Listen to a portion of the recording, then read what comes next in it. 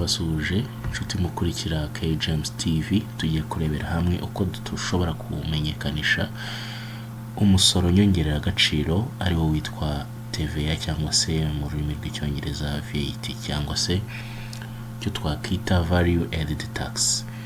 Icyo dukora rero, twinjira ku rubuga rwa RRA muri e-tax, twarangiza turaza hano tugashyiramo TIN yacu ndetse na password. Urugero tugiye gushyiramo iyi TIN number,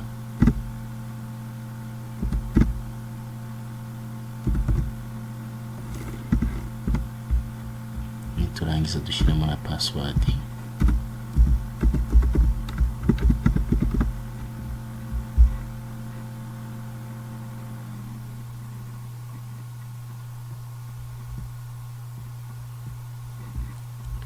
Ikindi noneho mu buryo bwo kutworohereza, dusigaye dukoresha indi systeme ya My RRA. Banyihanganira hano network yarivuyeho.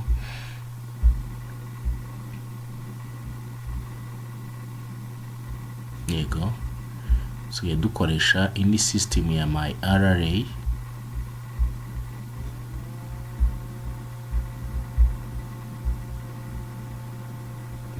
Tumaze kwinjiramo hano, turaza tujye kuri tax declaration, new declaration nk'ibisanzwe, tuze dusange dufitemo VAT quarterly.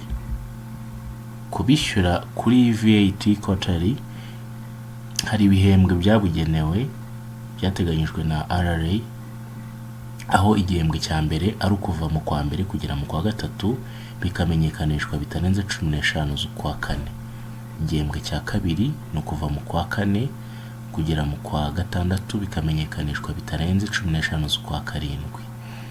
Naho igihembwe cya gatatu ni ukuva mu kwa karindwi kugera mu kwa cyenda bikamenyekanishwa bitarenze ku itariki 15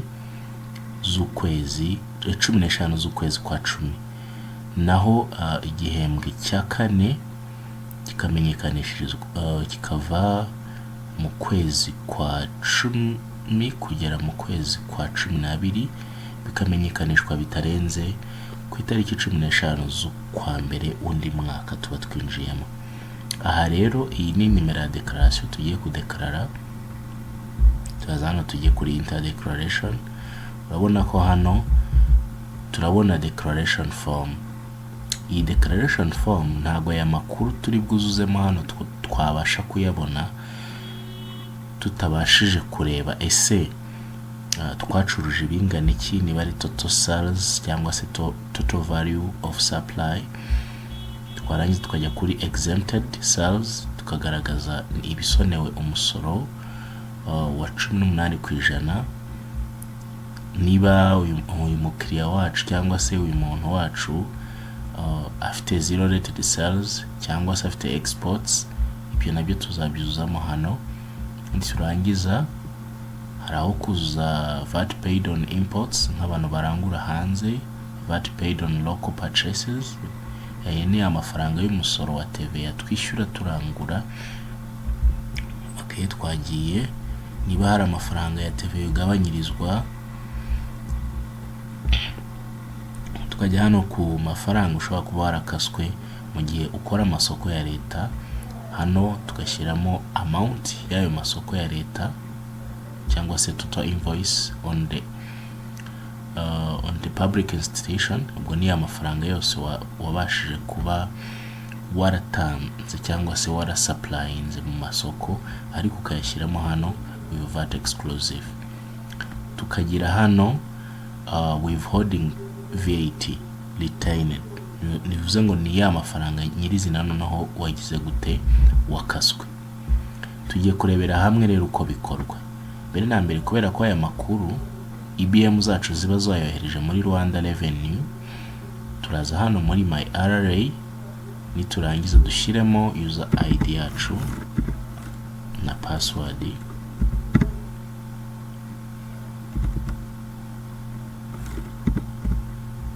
Niturangiza dushyiremo password yacu.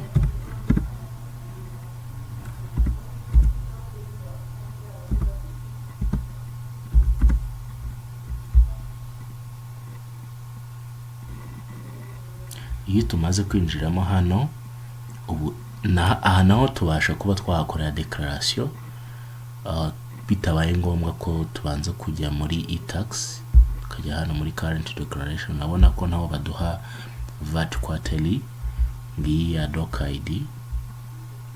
Aha naho iyo wafunguye ubasha kuzuzamo ya declaration form nkuko hariya twari tuyifite. Murabona ko ibi byose bigize gute ari bimwe, ni kimwe na hano.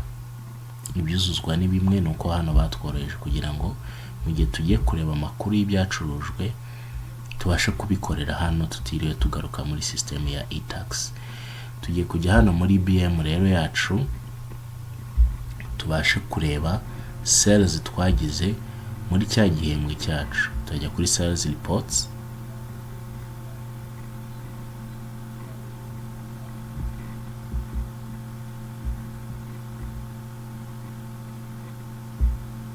igihe niturangiza turashyiramo report date. Bivuze ngo turaza duhere kuri kwa kwezi kwacu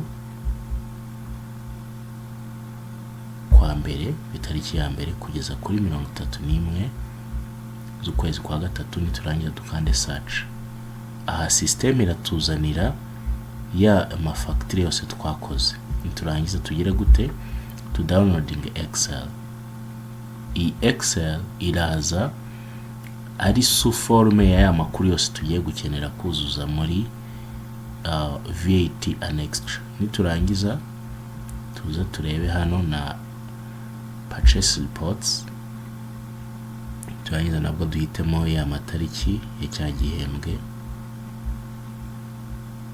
tugaruke dushiremo kugera kuri 31 kandi search. Aha naho turaba tugiye kugira gute to downloadinga annex yacu ya purchase reports. Ibi nitubirangiza rero tugiye kuza twuzuze noneho VAT annexure. VAT annexure yacu ushobora kuyikura hano muri e-tax hano bisanzwe nkuko to downloadinga annexure.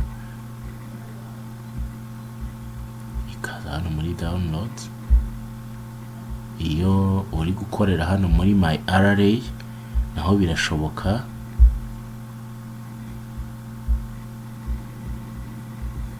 Common system iri kugenda iva ariko muri hangana naho birashoboka ubasha gukuramo za annexure ukeneye, ariko kubera ko twamaze kuyibona hano ivuye muri e-tax reka ariyo dukoresha. Turayifungura.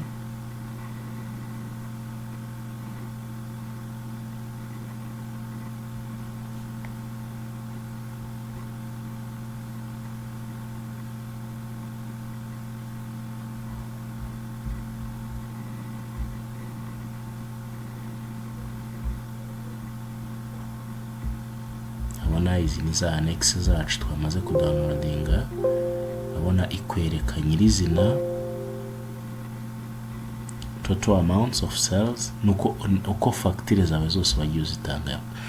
Okay, next yacu imaze gufunguka. Turakora enable editing kugira ngo tubashe kuzuzamo amakuru atwemerere kwandikamo. Enabling content kugira ngo nituza kuvalidatinga bize koroha. Tuzana muri sales kubera ko twamaze kubona ya sales report yacu. Amakuru tuba dukeneye muri declaration ni total sales amount. Niba hari na exemption tukaza kuba tuzifite. Turaza guselectinga rero uko aya makuru bayaduhaye avuye muri my RRA. Dukopie niturangiza tuze kuri ya annexure yacu. Niturangiza dupastingemo. Akenshi ngiye nkunda gukoresha paste by value kugira ngo sales format zitaza kuza muri ya format yacu cyangwa se muri ya annexure yacu bikaza kugorana kuvalidating. Okay, urabona ko nituvalidatinga tubashe kubona annexure yacu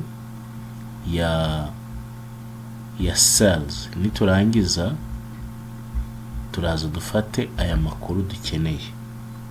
Abona ko hano dufite 5,000,000 total sales 560 678. Exempted sales zo nta zirimo, hano turaba dufite 0.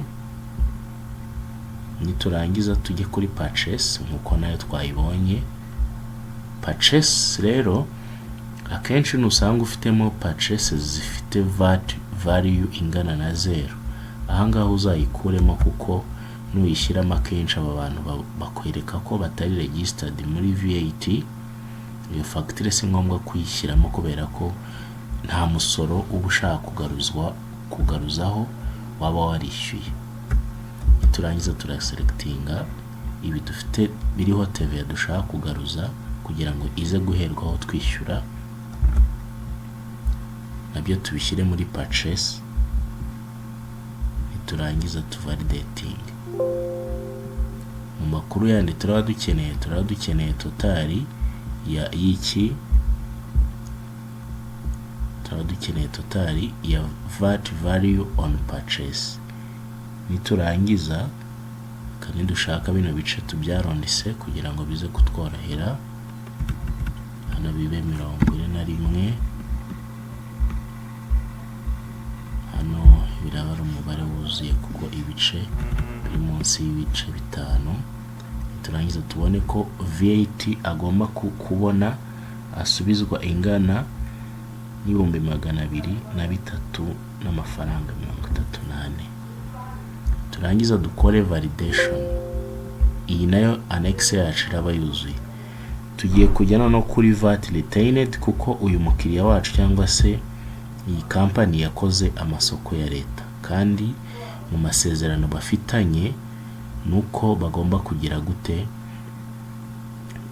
kusigarana umusoro wa leta. Bivuze ngo tuzaza duselecting hano aya makuru twari dufite muri sales kubera ko abantu bakase iki imisoro.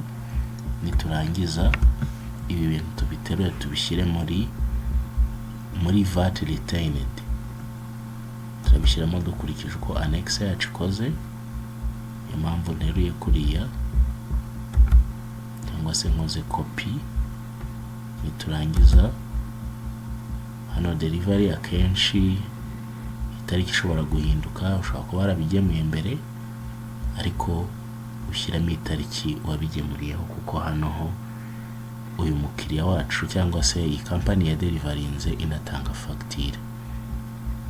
Niturangiza tugiye kureba ya mafaranga ari kuri za sales report zacu. Ubwo ni VAT exclusive amounts.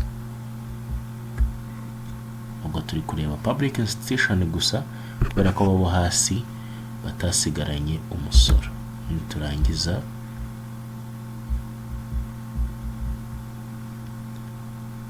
turaza hano aho dushyiremo ya mafaranga yacu.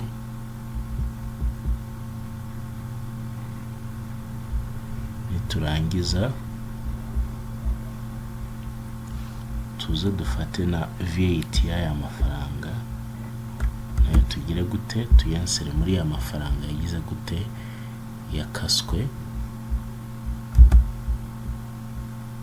Niturangiza tuvalidating. Bivuze ngo andi makuru y'ingenzi dukeneye ngo hano twabonye ko purchase ingana nari ya mafaranga, sibyo? Kuri VAT retained ubwo naho turaza gukenera amount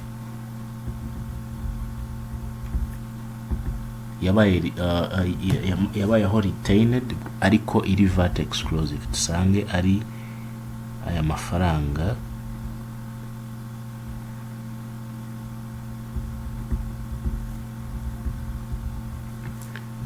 afite TVA ingana gutya.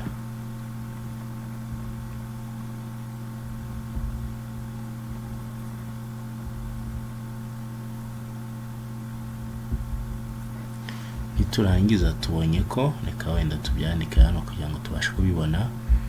Tubonye ko total sales ingana na miliyoni 5,560 amafaranga 678. Iyi ni total sales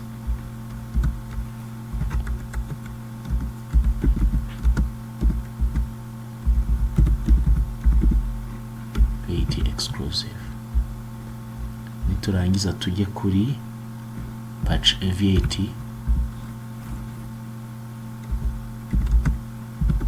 paid on local purchase.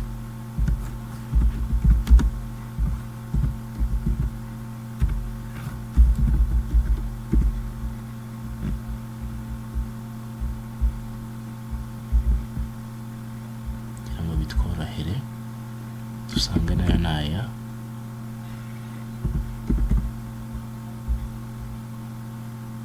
Turangiza andi makuru turi bukeneye ni kuri VAT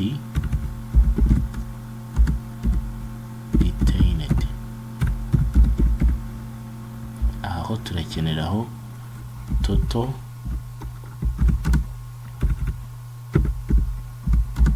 amount on invoice, the public institution.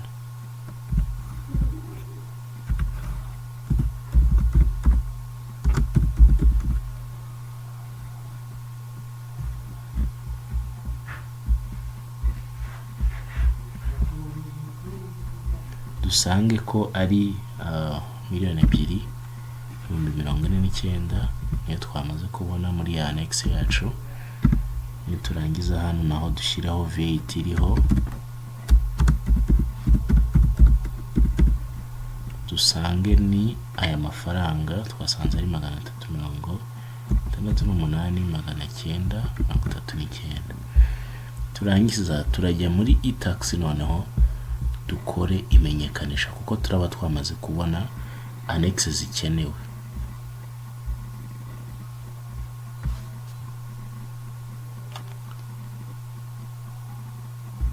Twinjira noneho muri e-tax tubashe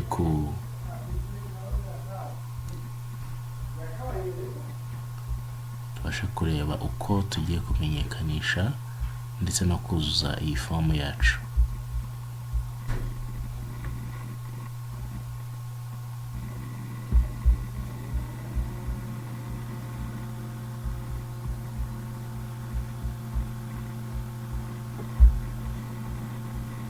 Ushobora kujyamo ugasanga wenda wabaye nk'usohokamo, ariko hano turongera twinjiremo nta kibazo.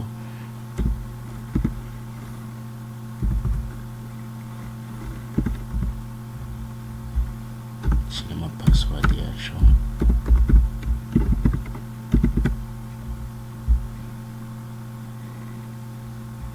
Tumara kwinjiramo hano turaza kuri new declaration.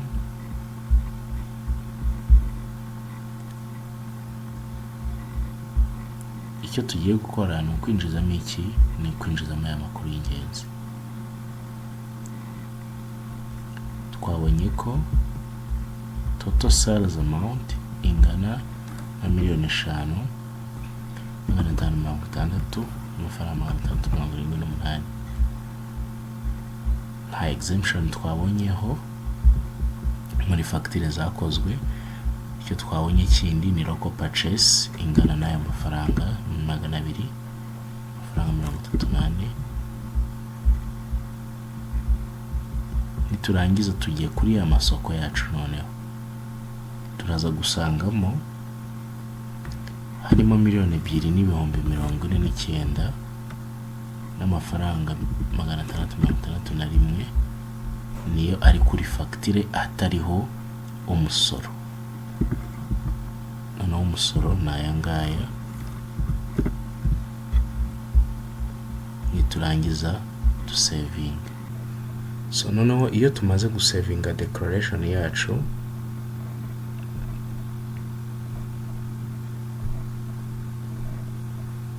abona ko tubonye umusoro tugiye kwishyura hano turutse kuri ya mafaranga twujujemo. Twabonye ko amafaranga dufite ari aya ngaya ku kumanuka tugashyiramo za local purchase zacu ndetse na VAT retained. Nyuma yo gusevinga turaza twaploadingemo za annex twakoze.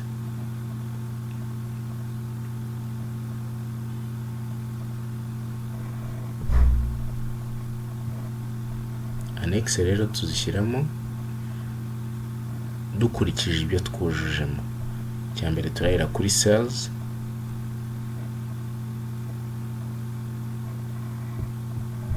selecting tuyishyiremo. Muziko akenshi hano annex twakoze tuzisanga muri folder ya RRA iri muri local disk C.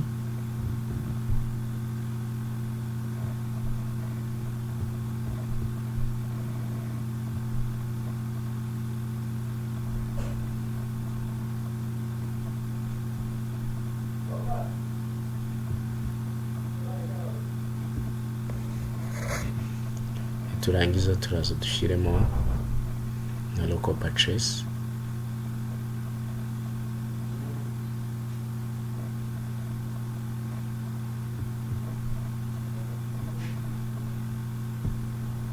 Tuza duhitemo purchase zacu.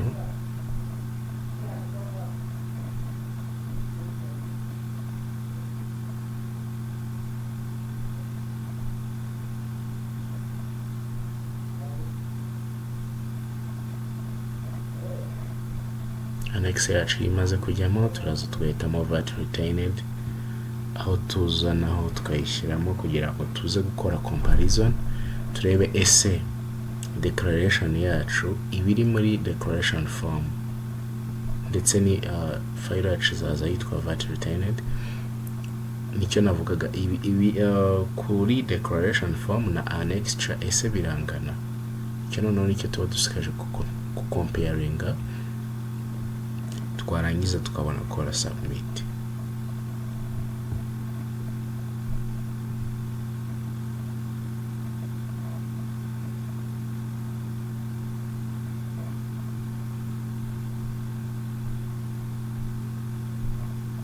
Dukore kuri compare with the declaration.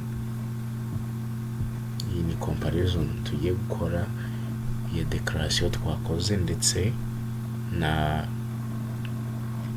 annex. Bivuze ngo hano izi ni kuri declaration mu gihe hano ari annexures. Urabona ko hano total sales dufite aya ngaya hose bihura. Local purchases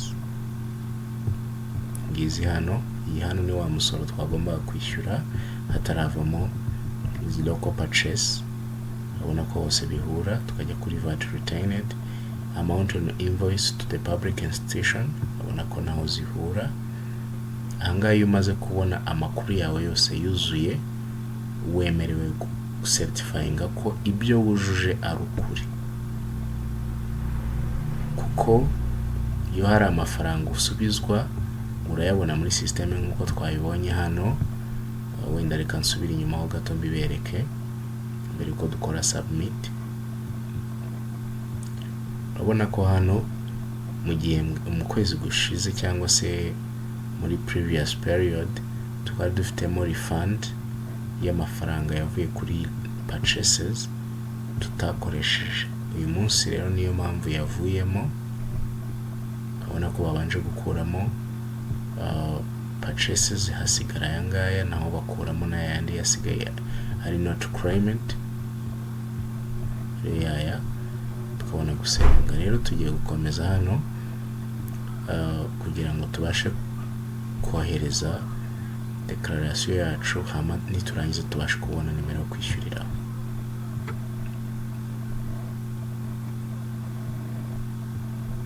Turaza hano twemeze ko amakuru twujuje ariyo kandi ari umwimerere, cyane ko mwabonye ko tuyakura muri systeme batugeneye ibasha kuduha amakuru y'ibyacurujwe. Tukanda submit.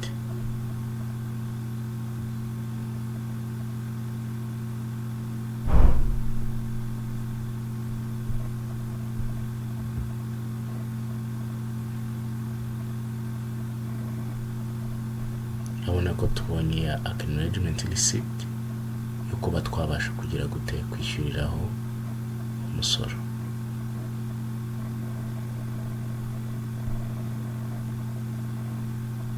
Bivuze ngo nimero yo kwishyuriraho izaba ari iyi ngiyi ya Doc ID.